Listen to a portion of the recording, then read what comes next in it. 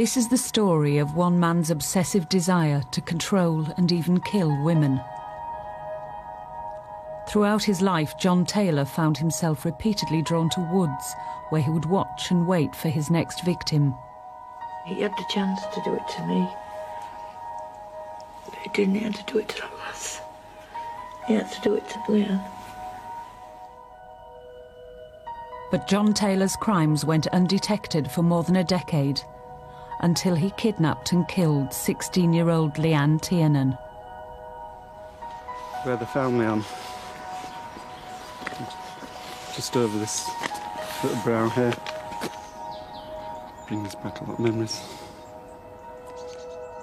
It was only when he was convicted of murdering Leanne that Taylor's secret life came to light.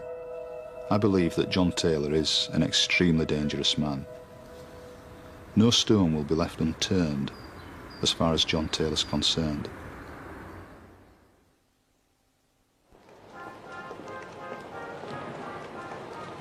On a Sunday afternoon in November 2000, teenagers Leanne Tiernan and her friend Sarah Whitehouse went on a Christmas shopping trip to Leeds city centre. We've been shopping and we were having a laugh about boyfriends, usual stuff. Leanne, she was very generous. She spent her last money on me. She borrowed the money so she could get my Christmas presents. It was a day to remember because at least we weren't sad. But we're a happy day.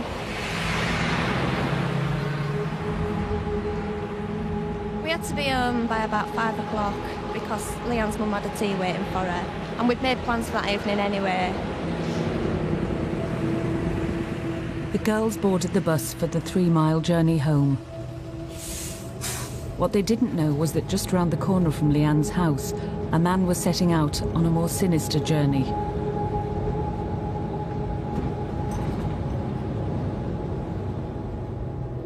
The girls got off the bus and said goodbye.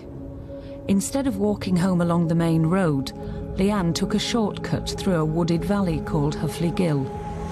She was just a few minutes from home.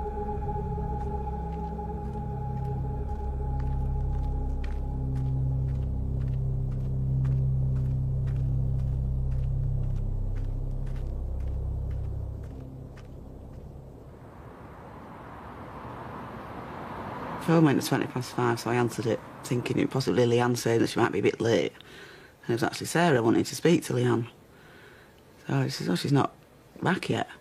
So I phoned her mobile and it rang on about 20 times and it just cut off. So I thought, little trollop, she's ignoring me for some reason, so I tried it again.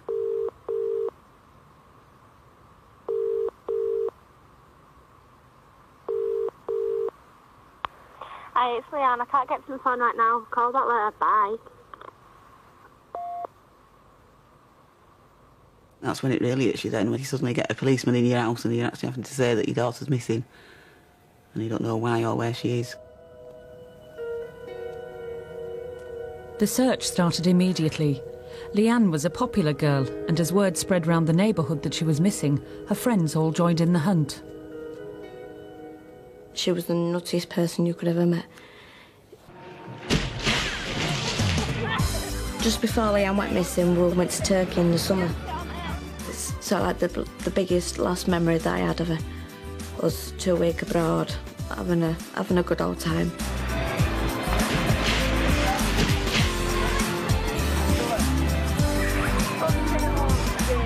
No. She was my best friend. She had like a gift. Like a big sunshine. Hello! Welcome to my talk show in Turkey. The police are used to dealing with missing girls, but this was different. Although Leanne's parents were divorced, her home life was happy, and there was nothing in her background to convince the police that she'd run away.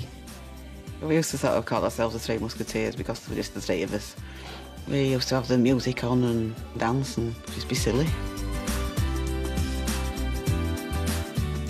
The last memory of Leanne I have is when she was setting off to go shopping and she kissed me on the cheek and she laughed because she got lipstick on me again. And she was always doing that. And I sort of went, oh, and rubbed it off. And she walked out the back door. She just said, bye. And I said, bye back. And I said, don't be late for your dinner. and she was gone.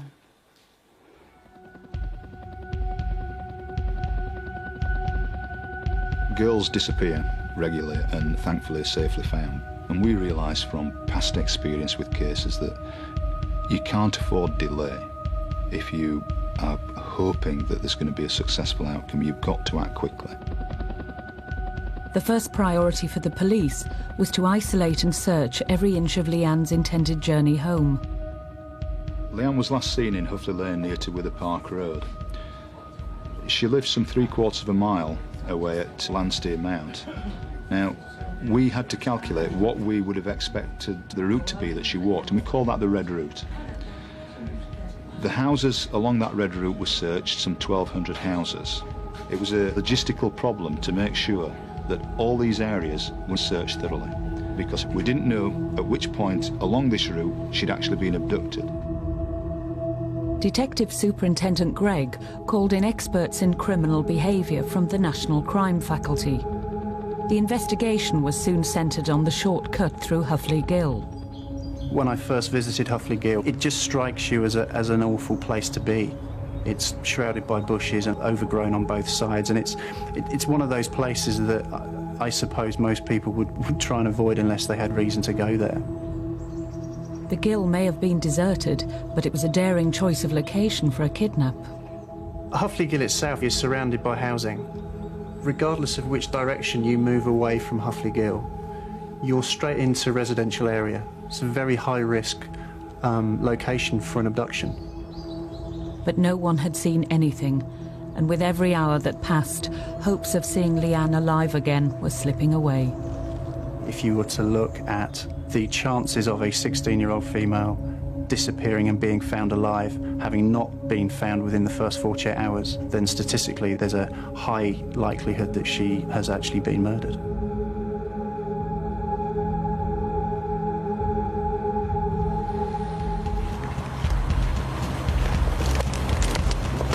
Leanne Tiernan had been missing for 48 hours. 200 officers were working on one of West Yorkshire's biggest ever police operations. A case like this lives with you 24 hours a day. You're trying to think what has happened to this girl, and all these things are constantly turning over in your mind. In a desperate attempt to jog people's memories, the police staged a reconstruction of Leanne's last movements. Her sister Michelle played the part of Leanne.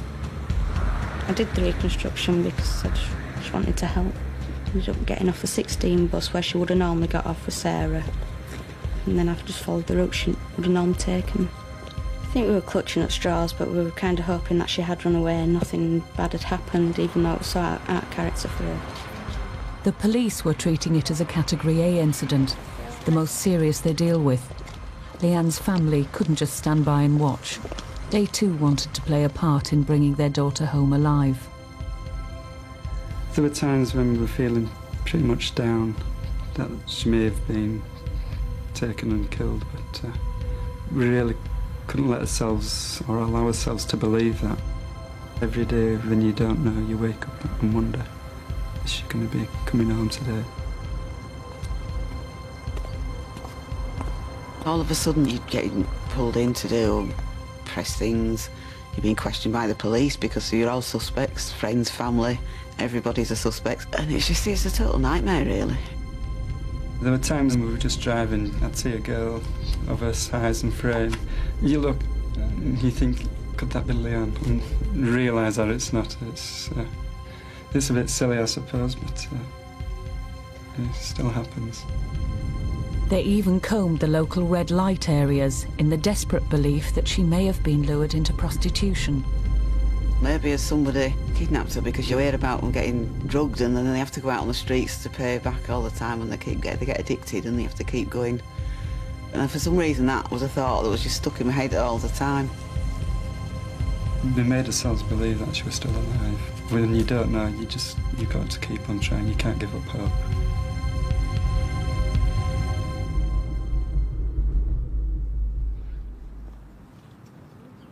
In the days and weeks after Leanne's disappearance, the police searched 1,600 buildings and acres of parks and woodlands, but there wasn't a single sighting or a shred of evidence of what had happened to her. The trail had gone cold, and Leanne seemed to have vanished into thin air.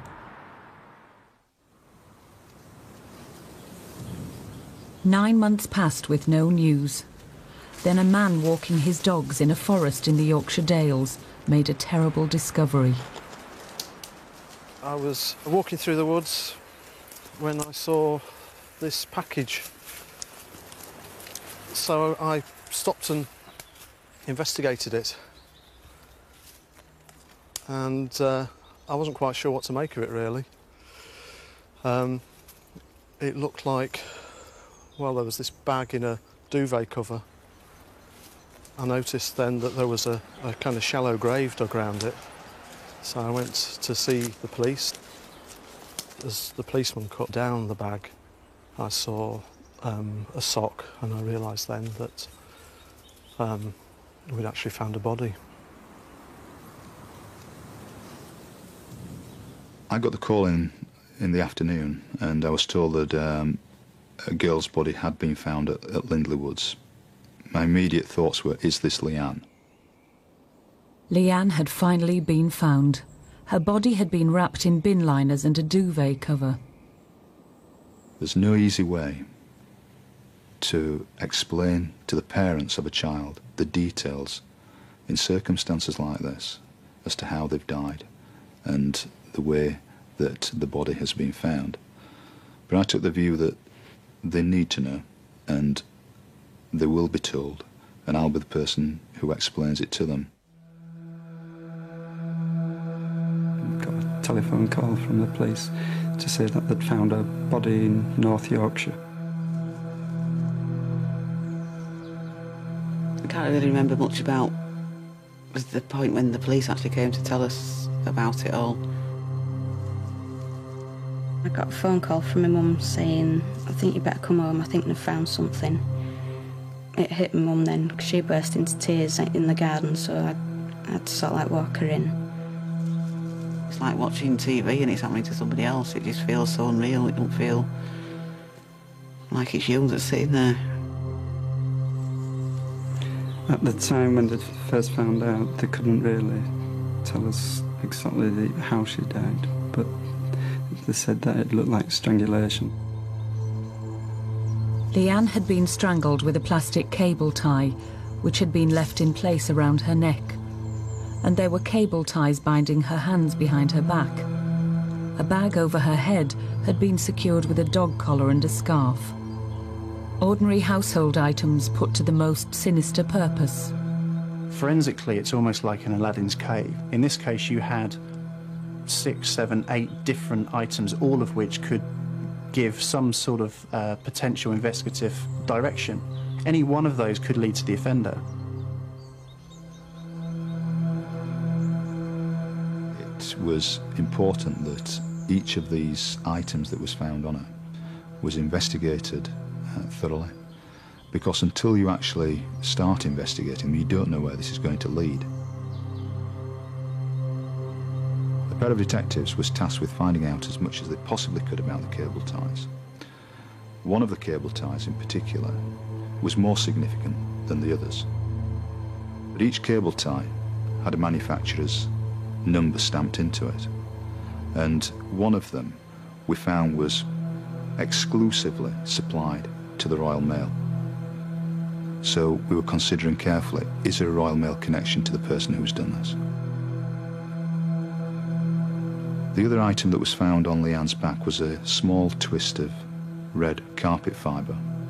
It was something that we couldn't afford to get into the public eye, and we knew that if we got into the right house and the carpet was still down, it could be a vital breakthrough for us.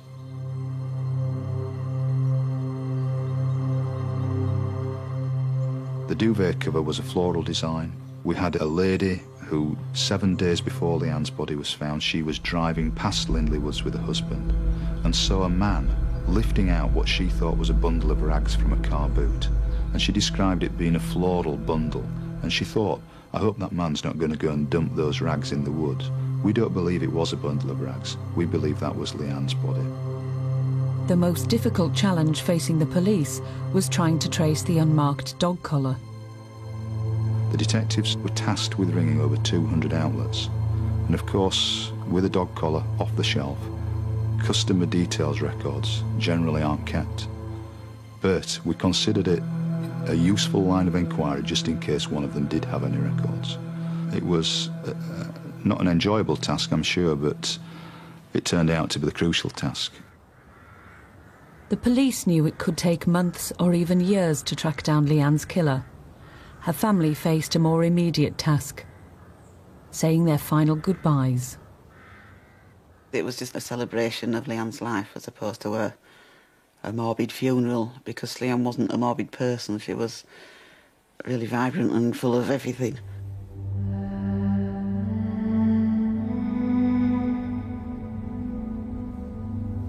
For someone to be taken away from you, it's just a big smack in the face, really. You read it and you watch it every day. It's like, no, that won't happen to me. And it does. It does happen. Choosing flowers for your own daughter's funeral is the hardest thing in the world. You know that these flowers will be going on your daughter's coffin. I feel angry at just the fact that she's gone, but it's a feeling of missing her. Leanne, so young, such a beauty, she lit up our lives like the sun. Taken so cruelly before her time, how could this bad deed be done? A girl of 16 summers, her whole life about to begin. Taken so swiftly before her time, the result of a terrible sin. So, Lord, we ask for assistance in light of this hideous crime. Ensure that justice can be done and the culprit serves their time. Your eyes, they shone like diamonds, in our hearts you'll always remain. Leanne, we love you and miss you, one day we'll be with you again. Leanne, forever we love you, one day we'll be with you again. The hunt for Leanne's killer was becoming increasingly urgent. Scientific tests confirmed the police's worst fears. For the last 9 months, her killer had kept her body somewhere very cold, possibly even a freezer. I think there was a great deal of fear during the investigation, particularly given that there'd been a 9-month gap before we'd actually discovered the body, of what else could this person have done or be about to do. And once it appeared that that body had been moved from one location, probably a freezer, to Lindley Woods, then there was a suggestion that has this body been moved so that there's now room for another victim?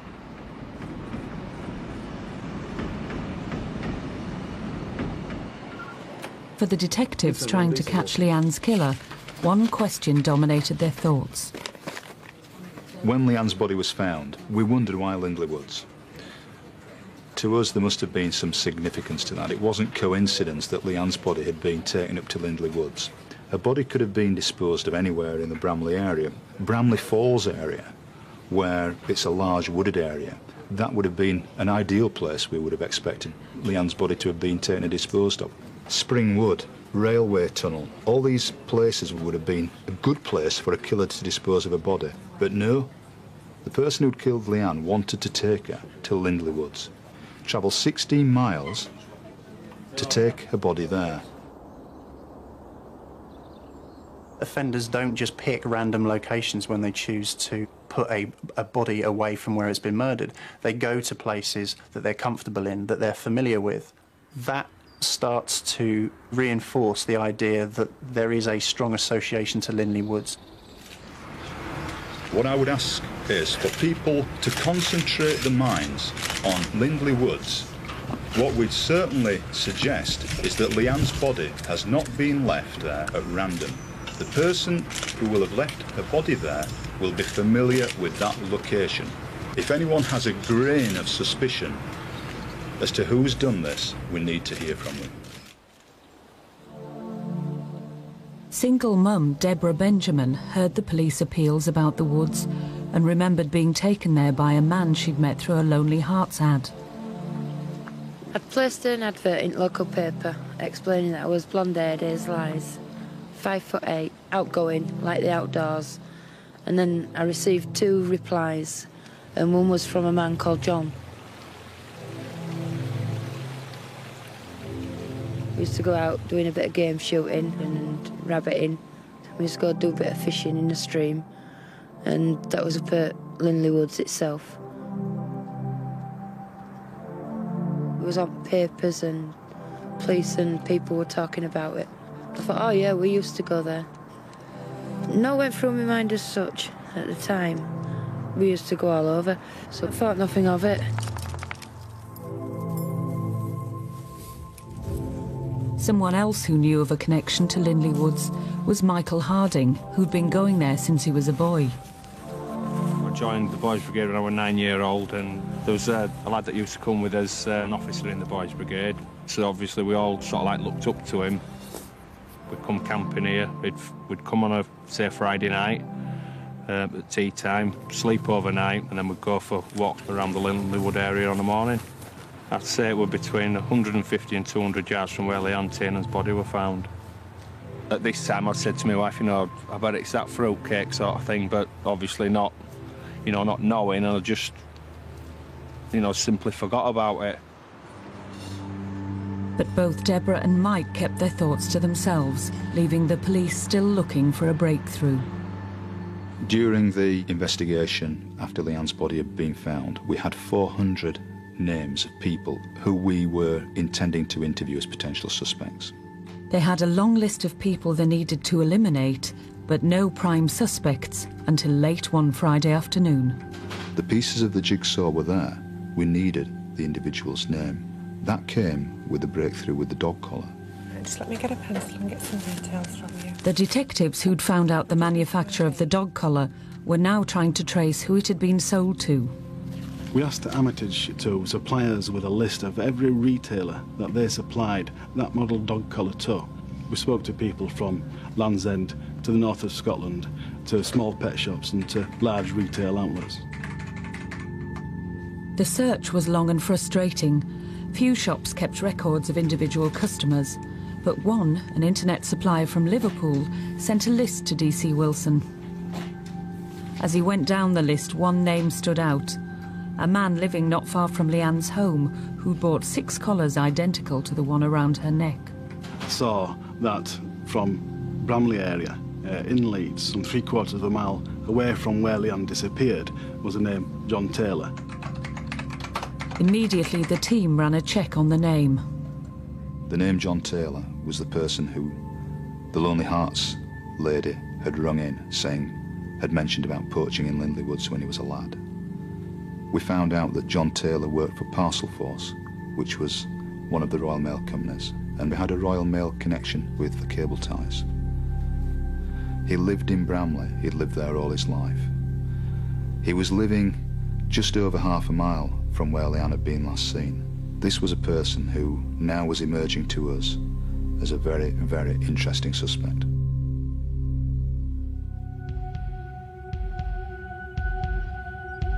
The police had a prime suspect for the murder of Leanne Tiernan. John Taylor lived less than a mile from Huffley Gill, where she was last seen alive. This is the video police shot as they first entered his house. It was a scene of squalor. The house was filthy. All the carpets had been ripped up. On the kitchen surface was a newspaper with a headline about Leanne. There was animal hair and mess everywhere, but no sign of any pets. When the police started to excavate the garden, they found it was full of dead animals. But could they link Taylor to the clues found on Leanne's body? Over the course of days and weeks that we were doing the search, we found carpet fibres. Carpet fibres turned out to match the carpet fibres that were found on Leanne's back. We found dog collars that matched the type of dog collar that was around Leanne's neck. We also found amongst the pallets in the gardens used cable ties that, when they were examined closely, matched the type of cable ties that had been around Leanne's wrists, and also one that had been used as ligature around Leanne's neck. Having searched his house, now the police needed to get inside Taylor's mind. Now it was a case of digging into his background, finding out as much as we could about who this character is. We knew nothing about him, and we had to start piecing together what made this person tick. What was his life? We knew he lived alone, we knew he'd been married and had a grown-up family, and he'd been on his own for several years. The police discovered that Taylor had been a regular user of Lonely Hearts ads. Detectives used his phone bills to identify the women he'd met on the singles scene. Deborah Benjamin had been his lover and shared his house. We was dating each other, and then a few weeks later I thought we get on good and that lot, and he asked me to move in with him, so I moved into his house. A couple of months after I'd moved in, and he just started to change and demanding this, demanding that. He wanted me to wear more skirts and more blouses. Become more feminine, really, which it's not me. But Taylor's demands didn't stop there. The sexual side of things, well, there was none, really. What he did, it was just sickening. He got his kicks out of being sadistic and tying up, basically. What did he want to tie you up with? Cable ties. The cable ties was in his drawer, loose. There were bundles of different colours, different lengths. They were at hand when he needed them.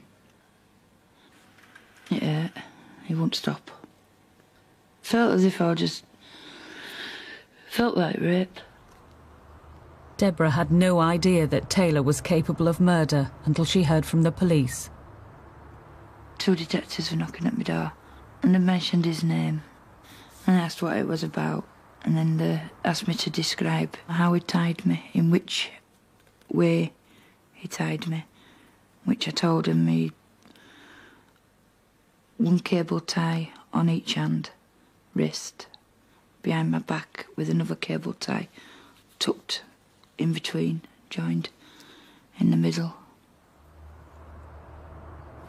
It did turn out that the configuration of the cable ties that Taylor used to tie the lady with was exactly the same way as Leanne had been tied with. Now that to us confirmed categorically that we were onto the right person here and that Taylor was responsible for Leanne's murder. Taylor was arrested and brought in for questioning. Can you tell me how often you visited Huffley Gill? I would have been down there for years. Okay. It's not somewhere I used to go, certainly not toward the dog or any other reason. When he was first questioned, he denied any knowledge of being involved in Leanne's disappearance.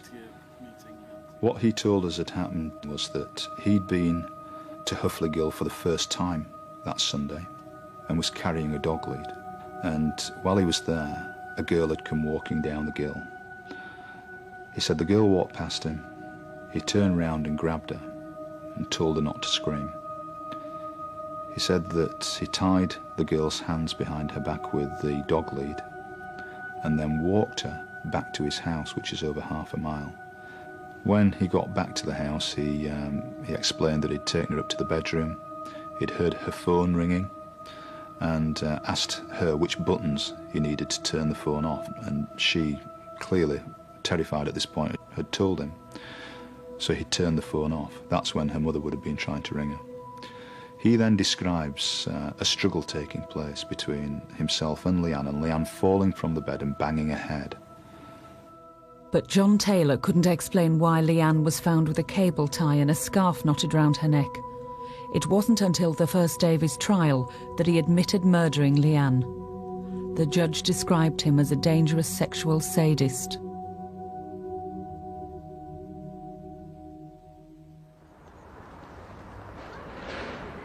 By pleading guilty, Taylor avoided having to say what really went on in the house. As he left for Wakefield Prison to serve his 2 life sentences, he took his secrets with him.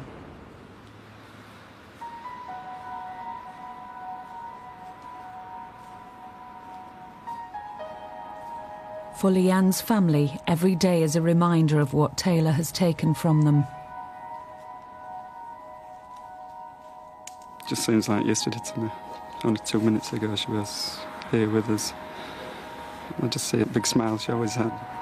That's how I see her still.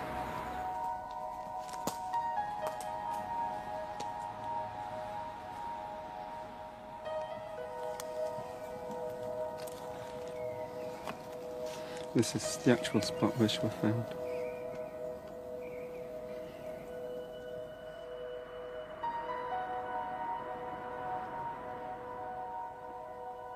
It's nice to come in and have a look at things. I know they're still here.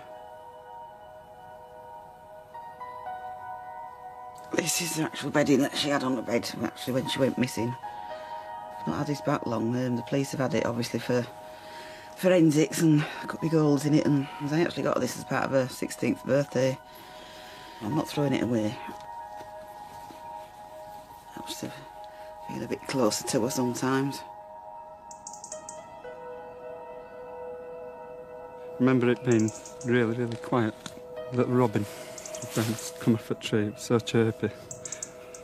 And the strange thing is that sometime after we were talking about it to relatives and friends who had also been here, they'd also seen this robin that seemed, and they all commented on it, saying how chirpy this robin was. It was as if it was telling us something. Sort of imagine her, how she used to look when she was curled up in bed. But she was always cold. I always had to go in and rub her back when she went to bed to warm her up a bit. It just sort of, I don't know, just something that keeps you a little bit closer to her. She was lovely. For my little baby.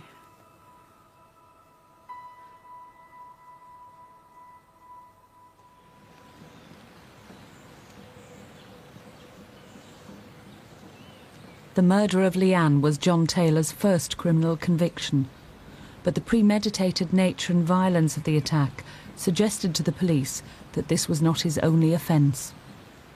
It would be very easy to now put John Taylor to one side and forget about him. He's serving 2 life sentences. But we're trying to piece together what he's possibly done before that and since. People that carry out these sort of offences tend to have a criminal background, tend to be people that are known to police, tend to be people that will be on the initial list of potential suspects when it's discovered that there's a murder. John Taylor doesn't really fit that mould. He's someone that has a family background, that has children, that at least on the surface appears to have maintained a relatively normal family life.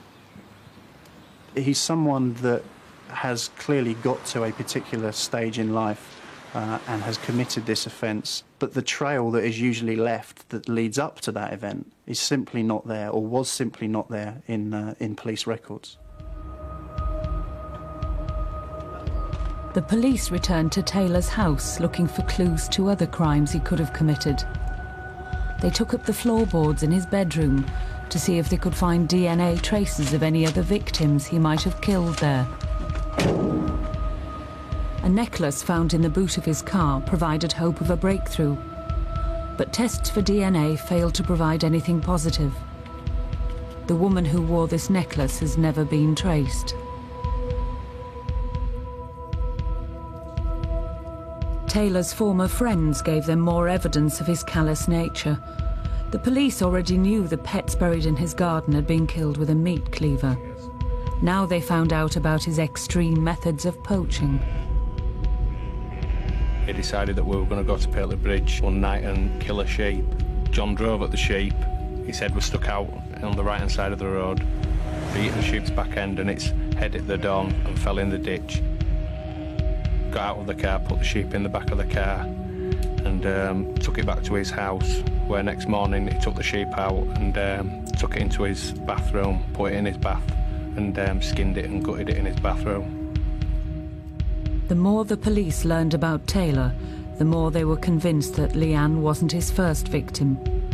They began reinvestigating unsolved attacks on women. We know that John Taylor has committed one murder. We're here to find out whether he's committed others, but my instinct is that this man is certainly capable of committing the most serious of offences.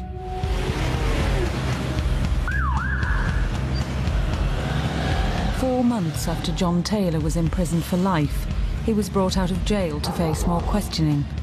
The police wanted to talk to him about 2 unsolved rapes. The attacks happened in the late 1980s.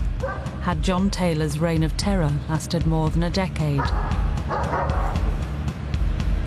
The whole team was standing by. They had Taylor's entire life mapped out so they could check out any alibis he might come up with. The day had been planned in minute detail. The same detectives who quizzed Taylor about Leanne were selected to question him on the rapes. Yes, they are. So this is a big day. There's been an enormous amount of work being done up to present. A lot of time has been spent going back 14 years, liaising with the forensic laboratory, speaking to detectives who were involved in the original inquiry. And today's the day that we've got Taylor here, and we need to put some questions to him. We'd like to think we can get him talking and get some questions answered on behalf of the victims. If we can clear up even one other offence that he's committed, it's putting one person's life possibly back in some kind of order. We have to start somewhere when we're looking at what other offences he may have committed. And the natural place we felt we should start is in Bramley itself and Huffley Gill. The detectives had reinvestigated scores of attacks. 2 rapes stood out.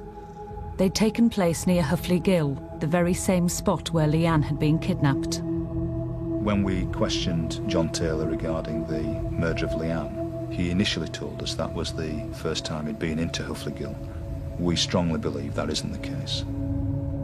Previously, all the police had to go on was the artist's impression of the rapist.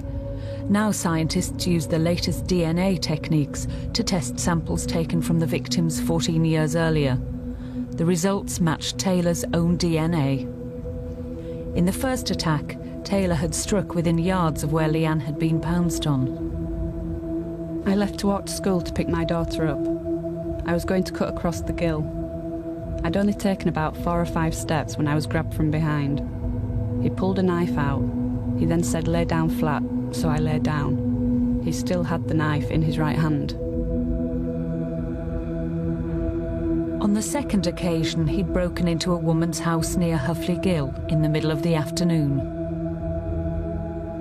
I saw a tall man wearing a black mask over his face and a knife in his hand. By this time, my daughter had started crying. He started to take my cardigan off. I thought in my mind that this man wasn't just a burglar. He said that he went to different parts of the country and did the same thing to other women. John Taylor lied in many respects in relation to Leanne's kidnap and murder. So we take the view that why should he now suddenly start telling the truth about other matters if he is involved in them? Despite the DNA evidence that showed there was just a 1 in a billion chance he was not responsible, Taylor denied being the Huffley Gill rapist. He was charged with both offences and returned to his prison cell.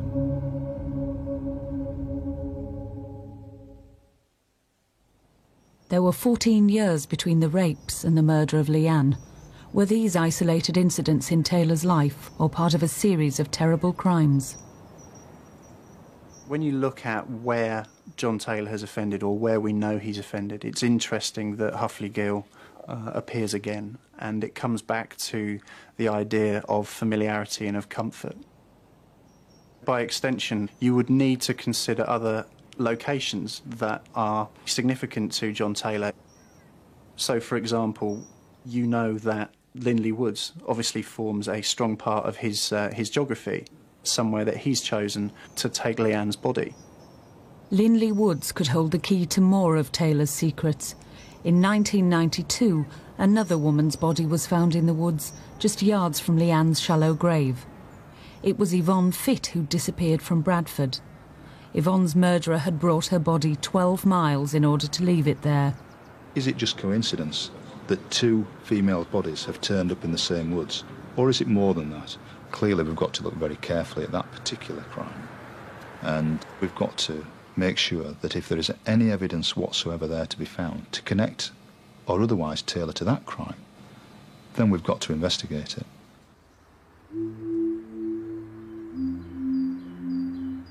Like other killers, Taylor wanted the comfort of familiar surroundings. Were there other places he might have visited? When Taylor first started poaching, it was this man who showed him where to go. It seems that Taylor's hunting ground extended beyond the familiar haunts of Huffley Gill and Linley Woods. Some of the places where I seen John Taylor, he could go from break of dawn till end at night without being seen if he just took to paths and railway lines. You just never ever saw him with anybody. He was always on his own. If I were walking up one part of old railway line, he'd be walking towards me and then he'd just turn around and disappear.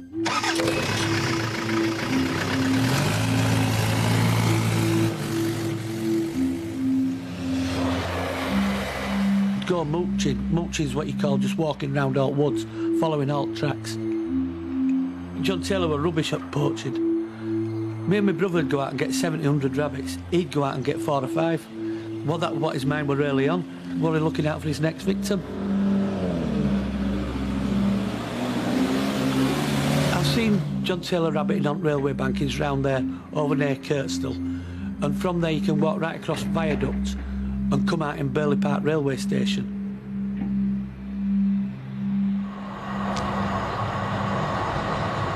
In 1996, emergency services were called to put out a fire at Burley Park railway station in Leeds. When they arrived, they found it was the body of a young woman that had been set alight. Like Leanne, Deborah Wood's body was wrapped in bin liners and bedding. And like Leanne, she appeared to have been frozen.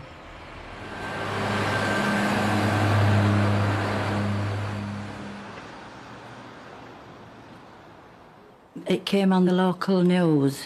It just said that they found a body down Burley railway station. They said that all what were left was these red-fingered gloves. And then I know then it was my daughter, Deborah. I think about it every day. Who can do this thing? Take a precious daughter away from me. It's so evil, you know. Linda lives in hope that if Taylor did kill her daughter, he might one day confess. It's nearly 7 years and we still don't know who's done it. If they found someone, I will feel a lot better and be able to get on with my life.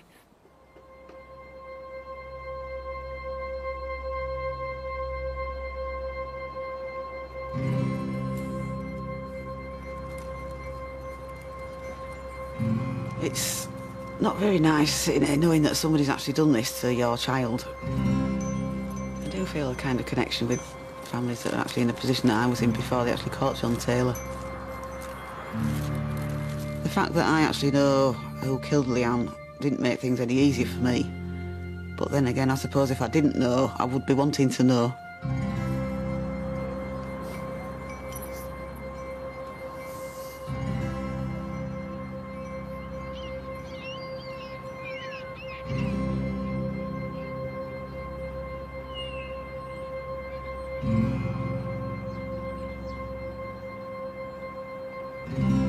There were just the three of us, and we were just sort of like us against everybody else, if you like. Now it's just the two of us. It does feel a bit strange. I keep expecting a little voice piping up from the back saying, "Oh no, we don't want that, we want this." And it doesn't happen, and it's just funny, it's just strange. He took half of my life. My life's always been for my kids. I've always done everything I possibly could for them. And which it just makes it seem even more unfair that we had so little, but we always had each other, and he had to pick Leanne.